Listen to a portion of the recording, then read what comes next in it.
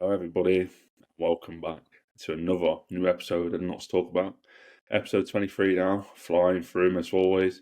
But first things first, Tom, how are you, brother? Yeah, I'm really good, thanks, mate. Really, really good. It's nice weather finally, so it feels like the summer has begun. So, yeah, looking forward to it. And obviously, with the good news we've got with coming out of knots at the minute, summer's feeling even better. So, really, really happy. How are you? Yeah, mate, I'm buzzing. Don't get me wrong. Obviously, the two times we'll get into the first one very swiftly, no wasted time. Obviously, last episode you would have seen that I was almost like rally crying for a goalkeeper on a permanent deal. And I also said I didn't care if we paid a fee or not, and we did. We signed Alex Bass from Sunderland, Championship level goalkeeper technically. But when you look at his season last season, Wimbledon, 16 clean sheets. Yeah, that was something that was hard to come by when you was Notts County last season. So obviously it's a good sign. But Tom, your initial thoughts on that one? Well, I'm so happy with that. Like, he's the kind of keeper that would have been sort of top of your list. Obviously, had a great season in League Two. Again, he's the kind of keeper where you think would push on to League One because he had such a good season with Wimbledon. And obviously, we're going to talk about another man who, in a minute, who we've signed, who you think could have gone to League One as well. So it's kind of a statement of intent, exactly what you said as well. We've paid a fee for a goalkeeper. And I think like that in itself is huge because it's a position that, let's be honest, has been kind of under invested in. We've kind of, I don't want to say gone the cheap route, but we've obviously got a free transfer and a loan last season. You know, loans, a lot of loans in. To get a permanent goalkeeper we paid a fee for is perfect. And I remember last episode you said you wanted a goalkeeper that can play 46 games in a season. That's what Alex Bass is going to give you. I wonder where it leaves us in terms of second choice or third choice, because as it stands, we've got 4 goalkeepers at the club, obviously. I think everyone's in agreement that, well, most people are in agreement that Sam Slocum will be probably third choice because of his experience. So I kind of guess it kind of leaves you in a position where, Aidan Stone's been transfer listed, but is Tiernan Brooks going to be happy to sit on the bench for a season? I'm not so sure. So I guess I'll throw that question back at you. What you think, A, to the signing, but B, what it leaves in the goalkeeper department. But overall, like, I'm over the moon with the signing, yeah. Yeah, I'm the same, mate. And as far as the signing goes, I think there was no secret last season that the goalkeeper department was something that we were suffering with. I mean, we've said it countless times on this podcast, like how many times we were kind of second guessing who was going to be in goal. This season now, I mean, you don't pay an undisclosed fee. I'd give him a 3-year deal if you don't see him as your first choice goalkeeper. I think his season last season, especially at Wimbledon, probably tells you how much we rate him. And I think it's also important to highlight that he narrowly missed out on the Golden Glove. It's obviously Ben Hinchcliffe, I think it was in the end, who was obviously promoted with Stockport. So it's not a bad thing at all. And I feel like to be good defensively in this division, it's not just about having a good back line, it's about having a good goalkeeper, and we've kind of addressed that straight away.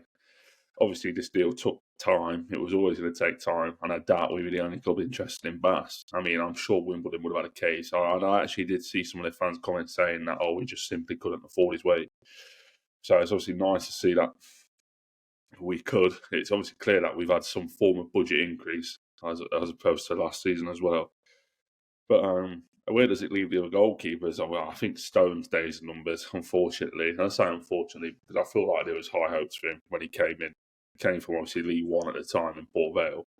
So there was obviously a clear vision of him being first choice, and for some reason it just never worked out to be that way.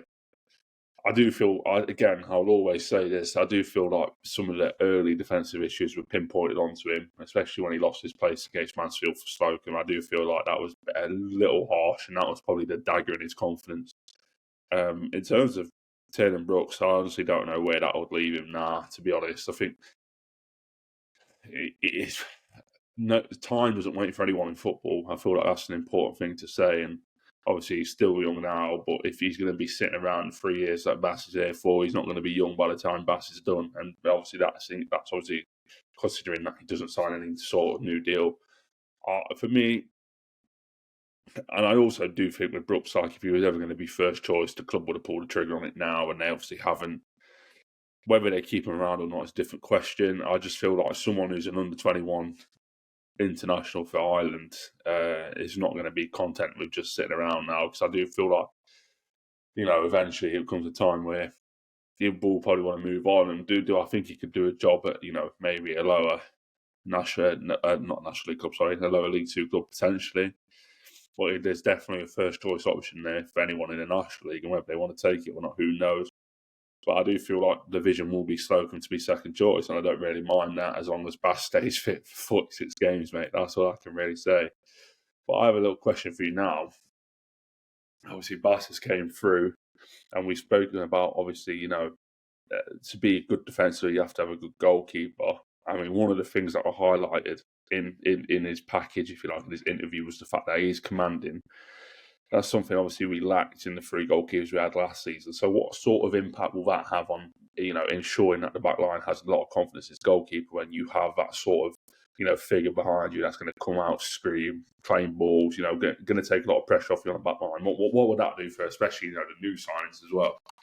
Yeah, I'm glad you mentioned that, because I think that's the biggest thing with this signing. I think it's not just this signing, actually, with the centre backs as well, especially Platt.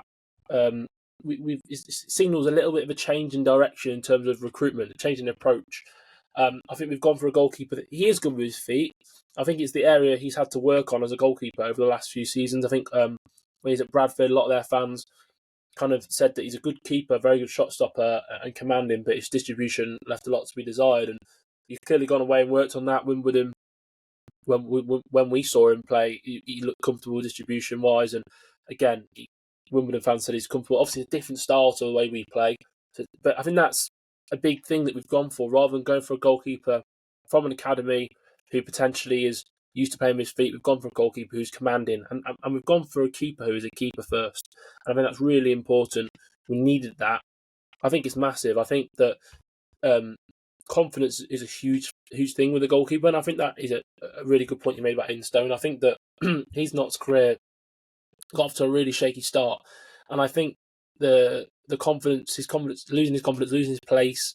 Obviously, we all know that at Meadow Lane it's a very big atmosphere, and if a keeper makes a mistake, they know about it. So not great for his comment. I think since then his place was kind of always in doubt. I think you got a goalkeeper in who, obviously, we've heard the way he speaks. He knows how good he is. He knows he's a commanding presence, and I think that's so important. And we've got confident back line now, but I think that their confidence will go up 5, 10, 15%, because they've got a man behind them that they know that if a cross comes in, yes, we've got Mighty Platt in the middle who might win the header, but we've also got a goalkeeper who's going to come out and claim those crosses and be really commanding. And I think it could be a big thing for set pieces as well, which has been a real weakness of ours. I think keepers at times have been rooted to their line at set pieces. I think with Bass, we're going to see someone who's going to come compete for the ball. And obviously there's going to be mistakes. It's League Two. You're not going to get a keeper who's not going to make a mistake. We've seen mistakes in the Euros. If anyone's watching the Euros, plenty of keepers making mistakes in that. But I think we're getting a lot more reliable keeper, a lot more solid. And I think that, like you say, it will make a massive difference for our back line. Yeah, absolutely. And in terms of making a difference, what sort of difference now do you reckon that makes in terms of how the league looks at us? Because obviously I know, again, especially off of the signing that we are going to get on to, who was announced the day after Bass, that there's a lot of narrative now that's flying about, especially we've seen it on our account, the Not to Talk About Twitter account. A lot of quote retweets coming from especially Bradford fans saying that, oh, look at that team, it's clear they've got owners with ambition. Well, I feel like now teams are going to start looking at us as someone who can challenge for the top spot, and especially when you consider our sort of up and down patchy form towards the end of last season, that obviously had us finishing 14th. Like, what sort of message have we sent out to the rest of the league with signing players like Bass? Obviously, with other clubs claiming they couldn't afford to pay his wages, obviously we can now, clearly, because he signed for us. Or what sort of message have we sent out to the rest of the league? Yeah, I'm not going to say it from our perspective that I think we'll go up, but I think a lot of the league are looking at us as promotion contenders. I think, other than MK Dons, I genuinely do believe that we'll be a lot of people's choices to finish in the top 3, based purely on the recruitment and the fact that we've so far, touch wood, that we've retained the key players from last season, the key attacking players. And I think everyone could see last season that we've got a great style and we've got great attacking players and we score loads of goals, but we can see too many. But if we address that, then we would be a formidable team, and we have addressed that. Whether it works or not, obviously remains to be seen, but we have made a strong attempt at trying to fix it. Our first 4 signings have all been in the defensive unit, either a wing-back, centre-back or a goalkeeper. And I think that people are looking at the money that we're spending. We don't know how much we're spending, but we're getting in players who would have had competition, strong competition from other clubs, but obviously paying decent wages, even if we get them on freeze. And we're also retaining, like I say, so far, a core of players. I mean, some of the teams you've put out, you've put on the Nots to talk about Twitter page. None of them have really had McGoldrick in there. And McGoldrick would get into a lot of, dare I say, most sides in the league. And probably at the moment, most Nots fans wouldn't have him in our strongest 11. So I don't want to sit here and get carried away from our perspective, because there's still a lot of question marks about us. But I think that it's a weird position. Like 12 months ago, we were really confident and really positive, but probably because of management and the way the momentum we had. Whereas I think 12 months later, our expectations are probably lower, but we've got a better squad. So I think it's really interesting, and I'm certainly not going to go in and predict us to finish in the top 3 at the moment, but I think a lot of fans of other clubs will. So how do you think that teams see us at the moment? I think, to be fair, I'm very happy that other fans haven't said, "Oh, they're trying to buy the league," because obviously, we paid a fee for Bass, but if you consider over 3 signings, they've all been on free transfer. Yes, okay, the wage might be, higher than others in the league. Don't get me wrong, but we haven't paid fees for anyone but Bass as of right now. I do feel like that's worth highlighting, because there's teams that have been in this division in the past that have thrown money at footballers from all different angles, and had players that have played ex-Premier League players come down. I wonder who I'm referencing there, but anyway. But we obviously would never do that, and obviously we tried last season with Dan Gosling, and that obviously horrifically failed from all aspects of the word failing. But in terms of the 4 players we brought in so far, obviously we're still yet to speak about the newest. So we haven't paid a fee of them for Bass, and I feel like that's been very much highlighted by other fans of this division, because they haven't once ever mentioned not trying to buy the league. Because how can you try and buy the league when you already paid a fee for one of your 4 transfers? Obviously, again, wages plays a big part, but if to be successful in this league, you've got to have a strong side. You've got to have a side that's equipped for the division. We've definitely signed players for that.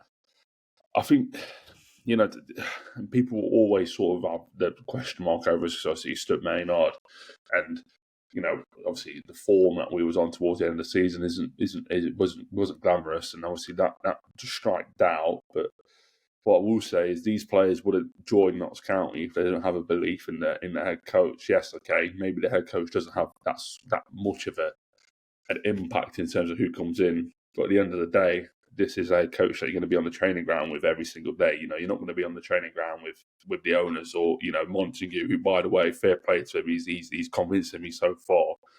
But they're going to be on the training ground with Stuart Maynard, and I feel like in all 4 interviews so far with the new signings, they've all highlighted how welcoming Stu was, and how convincing he was. And at the end of the day, I said it's to Stu personally as well, because obviously I asked that, I wouldn't say risky question at the Fans Forum, I just wanted an answer.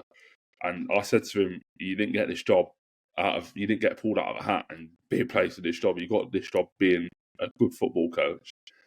And I feel like that has been highlighted again. And I'm not saying, look, I'm not taking anything away from the poor form last season. The poor form was the poor form, but you got to leave that sort of in the past now, and it'd be interesting to see what we can do with this sort of, reinforced back line, obviously with Bass as well. So I don't know, what's your thoughts on that, actually, before we move on? Because obviously there's obviously going to be question marks over it may not, don't get me wrong, but I feel like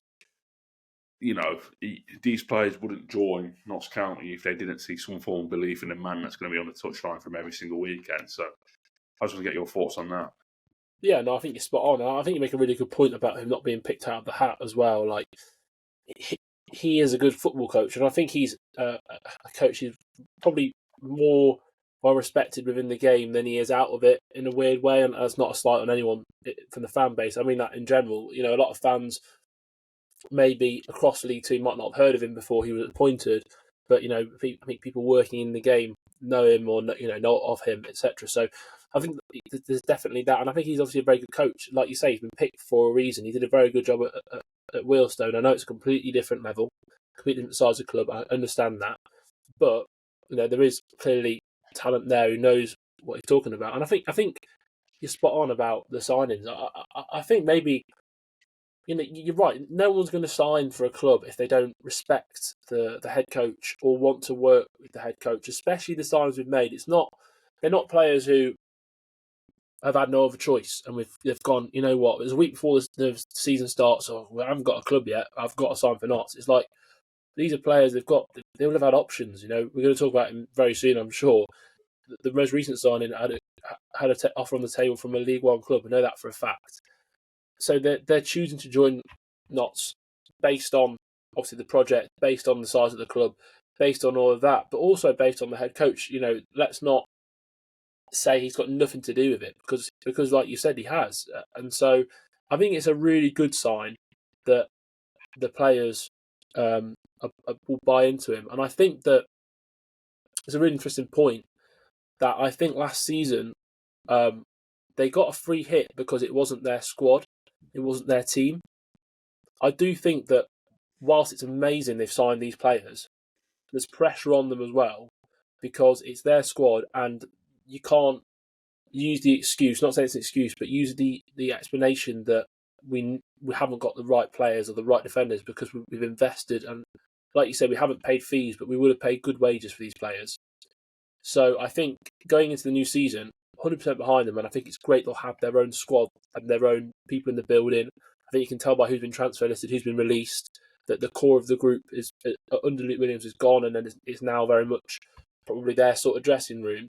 But with that comes pressure because they've been backed heavily, but they need to deliver the results, and I have faith that they will deliver the results. And I think that with the squad that we've got, that we're putting together, it hopefully will be a lot more straightforward than last season at times, I suppose. Yeah, and look, obviously you make a good point there about the pressure, but it depends. You know, pressure only affects you if you let it. That's why I always say. And obviously, again, there would have been a lot of pressure dealt on, you know, Stu and his team, and then obviously the players last season. But I feel like now they're coming into it, like even the players that are coming back, you know, your Maccas, your Jody, your Dan Crowley, your obviously Matty Palmers, they're coming back into a system, and I mean, it's literally a matter of days away now. I do recall it being the end of June that they were back in, so I don't know when. I can't remember off the top of my head, but they're coming back into a place where, you know, you're going to see some new faces, but you're going to see some faces last season that you were coming up against and you thought like, oh, I could do without playing against him. You know, Bass being a prime example with 16 clean sheets, but they're going to be your teammate next season. So I don't see in a world in where, you know, they can't use this sort of pressure as a catalyst into being successful next season. Because I feel like you're going to obviously, again, it's obviously not nice to see, you know, some players move on. You know, it's going to be obviously it's going to be a different look to the group. Don't get me wrong, but this is football, and if professional footballers are going to be in other changing rooms in the future where they're going to see drastic changes. They've already been in changing rooms where they've seen changes, especially last season, especially. So, you know, I hope I'm not trying to say, well, if we try sugarcoat anything. I do think we'll be in for a successful season as long as people put this narrative behind them. And I'm not just talking about fans; I'm talking about the players as well. That, you know, I can 100% guarantee that maybe there was some sort of, players wouldn't have been satisfied with how the season ended. Don't get me wrong, but now it's time to put that behind you. You know, you're coming into arguably one of the most important parts of the season. That's pre-season. The season's not even started yet, but this is your preparation, and this is where you properly buy into the beliefs of the manager and, you know, his team. And if they do that, then I have no doubt in my mind that this team will be successful in the new season. Obviously, we spoke a lot about Bass now. Yeah, you know, we've throughout the episode so far, we've always had the other new sign. So let's introduce him, Nick Tsaroulla. I think that's how you say his name. I hope that we get some form of clarity on that so that we can move forward and pronounce it properly if we haven't there. But I'm pretty sure it's Tsaroulla. If not, then I am terribly sorry, and I hope we can get that sorted out soon. But yeah, look, you mentioned there was obviously interest from League One, probably tempting interest, but he's joined Notts County, and everyone likes to talk about when they sign the ambition of the football club. And I suppose that makes it even better when you're a fan of it because you know that good times are ahead of you. But obviously, again, promoted with Crawley last season, over 100 appearances in League Two. It sounds like the perfect fit. So let's get your thoughts on that. Yeah, I'm going to avoid saying his name. You've done it for us, so don't worry. Hopefully we'll find out 100%. But yeah, he's a player I've seen quite a bit of. Obviously, I actually saw him train at Crawley last season, and he's obviously a great professional, and that group was a really strong group. And I think that's really encouraging for us because that is a group we want to emulate, I would say, and he was a big part of that.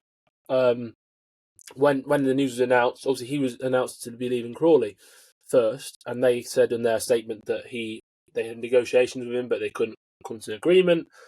And I kind of assumed he'd be leaving to become a established first choice somewhere because he was first choice at Crawley, then kind of didn't lose his place, but kind of became a bit of rotation. There was sort of 3 or 4 wing backs they would use and rotate, especially on the left hand side. They'd rotate it quite a lot between Forster and Jeremy Kelly and a few others. So I thought he'd be going somewhere to get established first team football. I probably didn't even expect him to drop back down to League Two. I thought there'd be teams, a bit like Geraldo's gone up to Burton. There are teams in League One that will take players that have done well in League Two. And then when people were saying he's linked with us, I kind of found it surprising because obviously he wouldn't be coming in as established first choice at left wing back because we've got the best player in the league in that position. So it'd be very difficult for someone to displace him. But obviously he is here, and I don't think that there's any sign that we should read into it too much. Maybe people will think I'm deluded by saying it, but I don't think we should read into it too much and say that Jody's going because he's signed. There's been no indication other than that signing that Jody could be going. And I think that we were crying out for squad options as well at wing back. Players that can come on and change a game. And there were times last season where you'd have Jody or Aaron be tired, and other than bringing Sam Austin on maybe at right wing back, there's not really a change you'd make where you'd back us to. You'd think, well, he's coming on, and okay, that's a great switch. He's going to improve us today. Nothing. So I think having a fresh pair of legs competing in that position. We've seen Jody play at right wing back. We know he can play there if needed. We know we apparently he can play that right wing back as well. So it's a really good signing, I think. To wrap it all up, I think he's a promotion winner as well this season just gone. So that's really important to have a promotion winning player in your squad. He knows exactly what you want to do to get over the line. And like we said, he's turned down Crawley, guaranteed League One, to come to Notts, and probably has to fight for his shirt as well at Notts. Like, he's not nailed on to come in. It's not like Platt, who's signed, or Bass, who's signed, and 100% they're starting. There's no guarantee he starts the first game of the season. So I think that's a huge, huge statement of intent from us, and a huge statement of how exciting this project is, that we're managing to get players to drop down a division who are in their prime to then hopefully go back up a division. I think it's really exciting. Yeah, absolutely it is, mate. I feel like you've hit the nail on the head there when you said, like, it obviously comes with a lot of question marks. So, whether he will be first choice or not.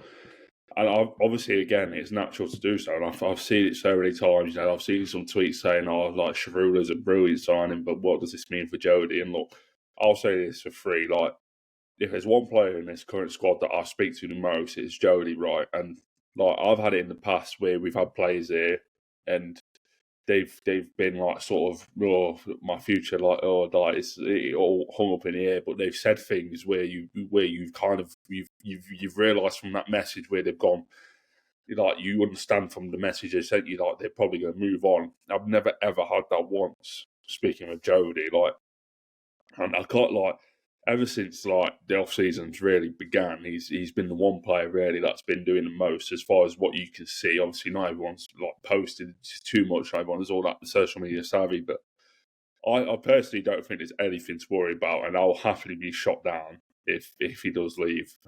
But I just don't see it at all. Like, especially when you've got the sort of career that he's had in terms of hip injuries, places that haven't worked out. He's come to Notts and everyone loves him, and he loves the fans here as well. So I don't think I personally would not worry at all with that. But obviously, again, it's me. It is me saying that. It's not. I'm not his agent. I'm not a family member of his. But I just don't think he's leaving, and I'd be massively, massively amazed if he's not in the starting 11 for Notts County on August, whenever the bloody season starts. And that's what I've got to say on him. Obviously, yeah, look, Tsaroulla, I'm very happy with the signing, don't get me wrong. I feel like when you look at the pedigree of player he is, especially in League Two, someone who knows how to win promotion, I always think that's an important trait to have, especially when you're a team that wants to be promoted yourself. But yeah, I think he'll be first choice. But that isn't me saying Jody's not going to start. I mean, if you've got that option to play Jody more advanced now, and there's a lot of people saying I'll play Jody on the right, but I'm not sure. I'm not sure if I'm a fan. I don't know what you would think of it, because I remember there was times that season he was playing on the right, and he would always have to cut back in onto his left foot. I personally would just rather have him on the left hand side, whether that's obviously a left attacking midfield or a left midfield. I don't know what the shape's going to be this season. That's obviously a question I'm going to ask you at the end. We'd be interested to find out your thoughts on it, because obviously, the obvious is maybe play Jody as a right wing back, but then what do you do with Aaron? And then obviously you could play Jody further forward, which I'm sure he would not mind doing at all. But again, it's selection headaches now, and obviously that's never a bad thing. So just your thoughts on that. Yeah, I think your last comment there is perfect. It's not a bad thing. I think that, suggestions to play Jody on the right or on the left or whatever, it can change depending on the opposition. You can change it game to game. Aaron, you could start 5 in a row, then you could rotate and you might be on the bench for one. Or, I think that it's great to have competition for places, especially that's kind of our weakness last season. We did have a strong 11, or maybe a strong forward line at least, but you couldn't ever drop any of them because there was no one there to really come in and take the place. So I think it's really exciting. Jody on the right is something that it hasn't worked. If we're being honest, it hasn't really worked. It worked at Wheelstone for them on the left with Taran Alaraki, who's a right-footed winger, very direct, and it worked really well for them there. But in terms of Jody on the right for Notts, it hasn't really worked. And I think that the one thing it takes away from Jody is his crossing ability. First time getting those whip balls into the box, because as much as you can cut in off the right and put those deliveries in, we've seen again if you watch the Euros. I'm not comparing Jody to Yamal for Spain, but we've seen him putting those type of balls from the right. It can happen from a left footer, but Jody's best deliveries have been from the left. And so obviously I'm in favour of keeping him there. But I think it's a great option to have the fact we can move him over, or Aaron can start there. Or I wouldn't even rule out us bringing in a right wing back. I wouldn't rule it out at all. We could be sat here next week talking about, okay, we've now got 4 wing backs or whatever. So I think it's really exciting. And yeah, Jody can play more advanced as well. You've got Didsey in that position. You've got Kevin Scott in that position. Sam Austin. So the competition for places is so high. And it is really exciting, and I think that it can only bring good things if you've got a squad who need to fight for their place, and it can give us options as well. You play one opposition one week, they play a certain way. You play the next week, they play a different way, and you think, okay, let's pick the team best suited to beat that team, rather than let's pick the only team we've got available. So I think it's really positive. Yeah, that final point you made there, picking the team that we only had available, I feel like that was something we did a lot last season. Whether the player played well or bad, the previous game, if you were available, you had a chance of starting, because, we were very thin last season in some areas. And now, especially when you consider that the past few days I've been putting out some squad templates, and some of the players that I missed out on in the squad, your David McGoldrick, your Kevin Scott, your Sam Austin, Aaron Amane, that you get 5 subs in this division, as far as I'm aware. Unless things are going to change. I know Ali McCoy weren't too happy about it last night on commentary if anyone's watching the Euros. But yeah, you get 5 subs, and that's 4 of your subs there. Nemane, Scott, McGoldrick, Austin. That's 4 players that that could obviously be named in squads. Don't get me wrong, as you've said. They all suit team playing against other teams more than some, etc. But that's 4 players there that teams in this league would absolutely love to have in their squads and in their starting 11s and match days. So my next question is really about squad depth, and obviously now we're at a point where you start it in terms of making squads, like you starting them players on the bench, and last season we were starting games with 5 defenders on the bench and an attacker and a goalkeeper, and now you're looking at our bench now and it's looking a lot better. So like I don't even know where we go from here in terms of recruitment, because I feel like we've already got enough, but I know a lot of people online are saying we need like a centre midfielder, which I can sort of see. Don't get me wrong, I can sort of see. But I just want to know your thoughts on the current situation with squad depth, which is obviously looking very, very nice for us. And then also, what else you think we need? Yeah, firstly, we're looking very strong, very, very strong. You mentioned the 4 there. Obviously, Carl Cameron as well is not in those teams that we're putting out, and he's obviously captain last season. And again, I know a lot of people have mixed opinions on him, but he would get in a lot of teams in this league. So, we've got really, really good squad depth. If I had to pick positions, I would, ideal world, I'd like 3, probably 3 more. I probably want a right centre-back. Again, just whether that's a starter. Obviously, I'm happy with Lewis Macari, whether that's a starter or it's someone to push Lewis Macari. I'd want a right wing back. Again, mentioned it just now, but so again, we've got Jody and Tsaroulla who can move over to the right potentially, but they're not right-sided players. Lewis Macari maybe play there, but I haven't really got anyone there who could push Aaron and also come in if Aaron gets injured. Hopefully he doesn't. I guess Sam Austin can fill in there, but again, I'd like a specialist in that area, if I'm being honest. And then a central midfielder. I would like a central midfielder just because heading into the season, Matty Palmer, we're unsure how fit he'll be. Depends on how pre-season goes.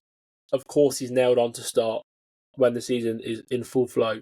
And I think Scott Robertson's his partner, but it would be nice to have I think we need a third one there, because we saw what happened with Matty Palmer last season. He got injured.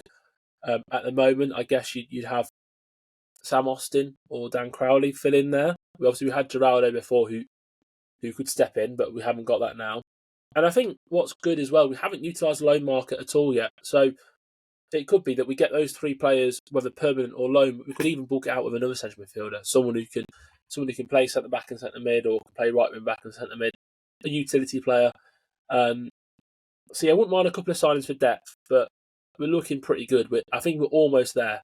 If I had to pick one position to sign in, it'd be between a right centre back and a central midfielder. I just worry going into the season with like only 2 recognised out and out central midfielders, even without Matty Palmer's injury. When you factor in the fact he was out for so long as well, I think we probably do need one. But it's a hard sell, because you get a midfielder in who you kind of tell them your first choice until Matty Palmer's back, and then you've got to fight for your place. It's going to be hard to get someone in, but I would like one. What about yourself? I mean, yeah, don't get me wrong. It's obviously a risk, but the thing is, for Matty, yes, he's had a serious injury, but like in terms of the first two seasons we got out of him, he was available for every single game. So hopefully this injury doesn't reoccur, etc. Because if we don't, then we know what we're going to get from Matty Palmer. But yeah, look, a centre midfielder would be nice. Whether you buy one or sign one on loan, I generally wouldn't mind a loan, especially if you're going to get like a young lad who's coming in, maybe from like the Premier League academy, etc. Someone that you're not pressured into playing every single game, but someone that's got the quality to hold his own in League Two. It's definitely something I'd like to see. I wouldn't like to see someone like Charlie Colkett again. So maybe if we could avoid that, that'd be very nice. But no, as well with your right centre back point, I feel like to have a new back 3 of proper recognised League Two central defenders is a massive statement. I mean, don't get me wrong, the first 2 in Platt and in Bedu is a massive statement in itself. But to go and complete the hat trick would be some statement. And if we did that, I would be very, very happy. Don't get me wrong, but I do like Lewis Macari as well, and I feel like in a bad back line last season, he was a very bright spot, and he was one that I always thought you could look at on a pitch and you could tell that he was really battling hard for this football shirt. And hopefully, for the sake of him, I'm sure he would love to be, the first choice right centre half next season. And I don't think if he is, I don't think that's a bad thing at all. because I do feel like he has improved a lot since he's came to Notts County, and obviously he's at an age where he's still got a lot to prove. But if the vision was to bring in a new right centre half, I think he'd understand it, and I feel like he's a player who would relish that sort of challenge as well. So it would never be a bad thing. I feel like he's got the right sort of attitude to understand why it's been done. And to be honest, it is. Everyone says this last season, and it's very true. Like we're past the point now in terms of, we're past the point of loyalties. We're past the point of, keeping any of these players around. That you did it for that sort of, the promotion bonus, if you like. That's not what we're about now. We're a football side that's very, very clear on the intention of being promoted to League One, and I think the signs have proven that.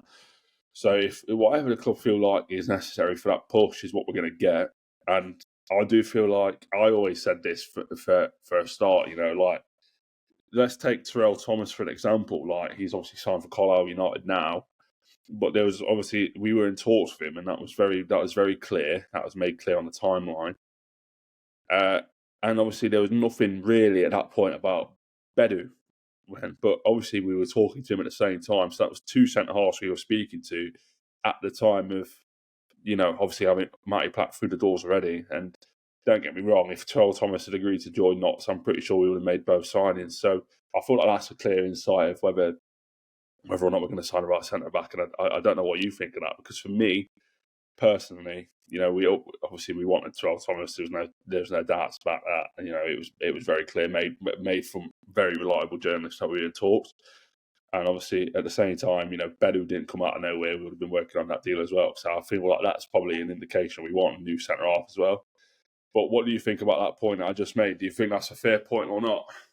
Yeah, I think we will probably get one. I think that we'll probably need one, in fairness, because we've got 4 at the minute, haven't we? Really, 5 if you include Mahomo and 6 if you include Chickson. But a lot of left-sided players, a lot of left-sided centre backs. So, and then you wanted to talk about shape, and I guess it will depend on if we go with back 3 or back 4. But if you've got a back 3, which personally I think will go with the same system we played for most of the season, I think we'll go for a 3, which is what we use at Wilsden. I think we'll go 3-4-1-2 or 2-1, depending on if you use Jatta and Langstaff together.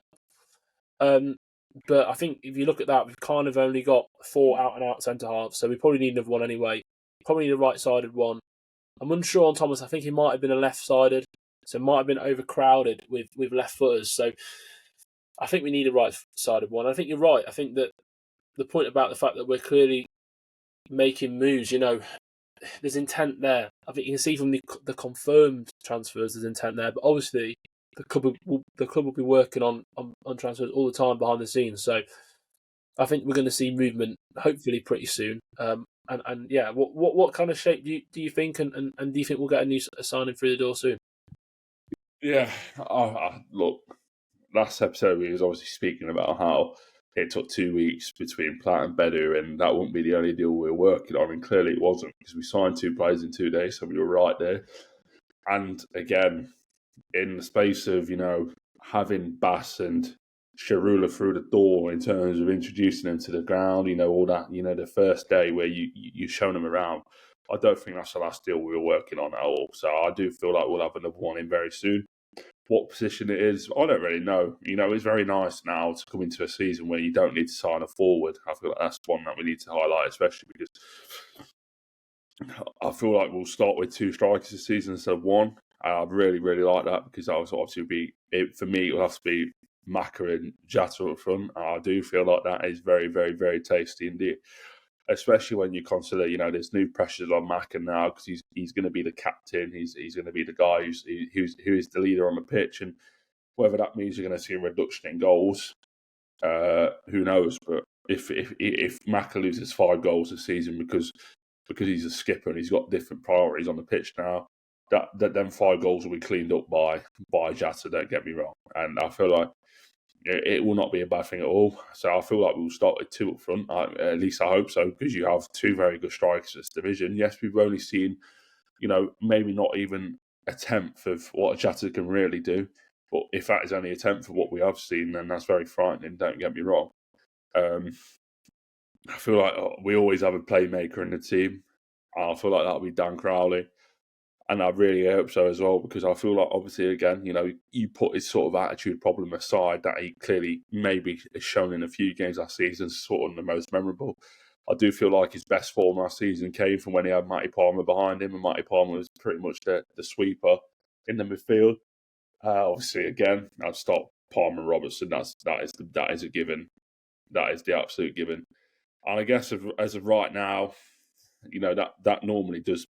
That would create a back five, and I really hope he doesn't play right wing back this season. But just for the sake of your question, I'll just put Jody at right wing back because he has to be in the team. Don't get me wrong, has to be there.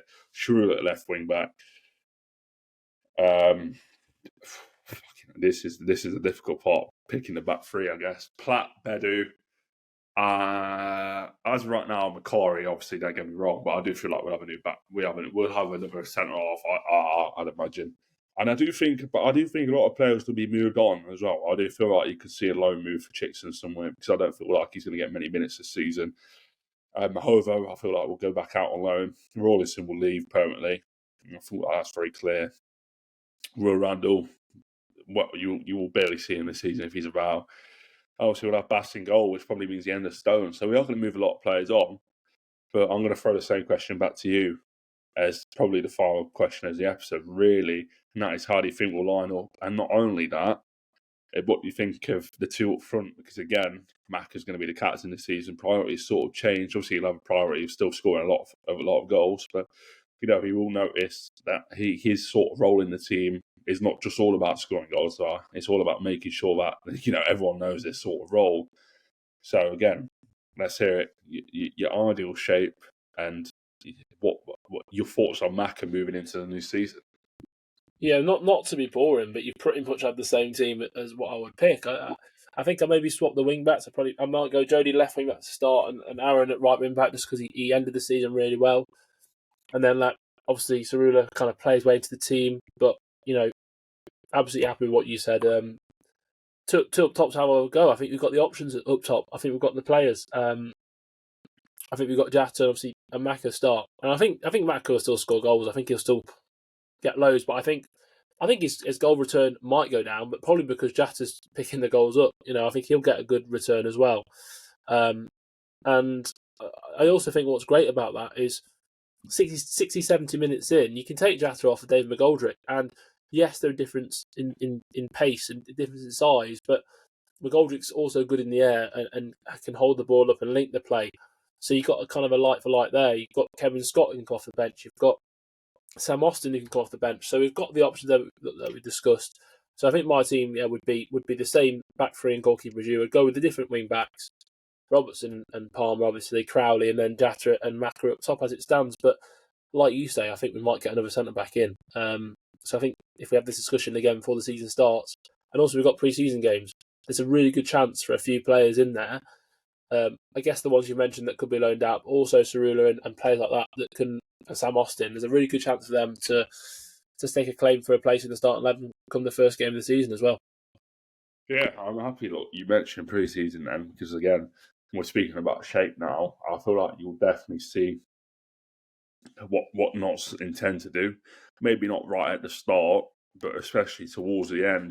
When we play Peterborough, we played them twice. That's obviously not for no reason. We played that because you will see, what Notts intend to line up with the week after in the first game of the season, one game, and then the other game will be just full of, maybe your bench players and the players that are, going to be out or thereabouts on loan. So it's not a bad thing at all. But yeah, I mean, I get your point about Nemane, I do. But at the end of the day, we brought in a left wing back from League One. Well, technically from League One. He got promoted to League One last season. And for me, I don't bench that player, especially when he's won promotion from the division that he's just joined. And I definitely you could not pay me any money to bench Jody Jones. Not that doesn't even come into consideration. So unfortunately, that means Nemane will be benched, and whether he's happy with that or not, I feel like his impact off the bench could be something that we could utilise. And there's no saying that Nemane ain't going to start games, because competition's healthy. As long as you and maintain that healthiness, and it's not a problem for anyone. But yeah, it's nice to obviously now come on and speak about, you know, the options that we have. It's definitely a lot better than what we were looking at last season. So that's very, very nice. And that's what I really have left in terms of questions. If there's any you'd like to add. Obviously, again, if anyone's wondering why I had to take loads of sips of water between asking Tom the questions, it's obviously because it's hay fever season and the back of the throat isn't feeling too nice at the moment, and therefore the water's helped me out massively. But yeah, that marks the end of episode 23. Really, I feel like we've covered a lot of topics that are probably on the minds of you know, the people watching as well. And yeah, I mean, it's again massively enjoyable episode. I would never get bored of coming on this podcast and talking all things Notts County. But yeah, obviously, a massive thank you for watching. You know, obviously, this won't be the last time you see us. I mean, at least I hope not. Anyway, in case of there's some form of accident or anything like that, you will see us again very soon. Yeah, we are obviously me, Tom, and Charlie speak all the time about what we could do. You know, guest wise. You know, hopefully you will see a guest very, very soon. Again, they always take a lot of time. You know, whether it might seem simple, you know, a simple text you want to come on, but it's never that simple. You know, 3 guys' availability at the end of the day that you have to kind of line it up with.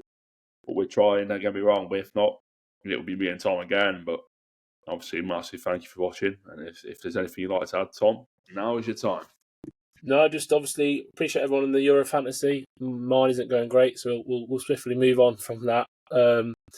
And yeah, appreciate all the support as always. And yeah, hopefully we'll be back with a guest soon, like you say. And really look forward to hopefully covering some more signings as well. Yeah, absolutely. And just to touch on the Euro Fantasy, actually, there was a time when I was 20th, I think, in that league, and I got very, very cocky about it. And ever since that, I've not seen the 20th place since. And funny enough, I'm a very, very, very long distance away from it. But, you know, it is what it is. You know, when you have nearly 500 people in a league, it's very hard to win it. So that's what I can really say on that. But yeah, also as well, you know, obviously keep up with subscriptions on YouTube. We're very much flying through them, and also the followers on X. Like right now, we're literally under 40 people away from making it 1,000. If you could obviously keep following us, that would be amazing. And every day we're trying to push out new content on there, as you may have seen so far throughout the week. The engagement's absolutely crazy. I feel like on that account now we've had over 100,000 impressions on for the week. So massive thank you for that, and it's going to keep on coming. So we'll see you soon on there, and we'll see you soon back on your screens. But until then, keep loving the podcast. Most importantly of all, come on, you magpies.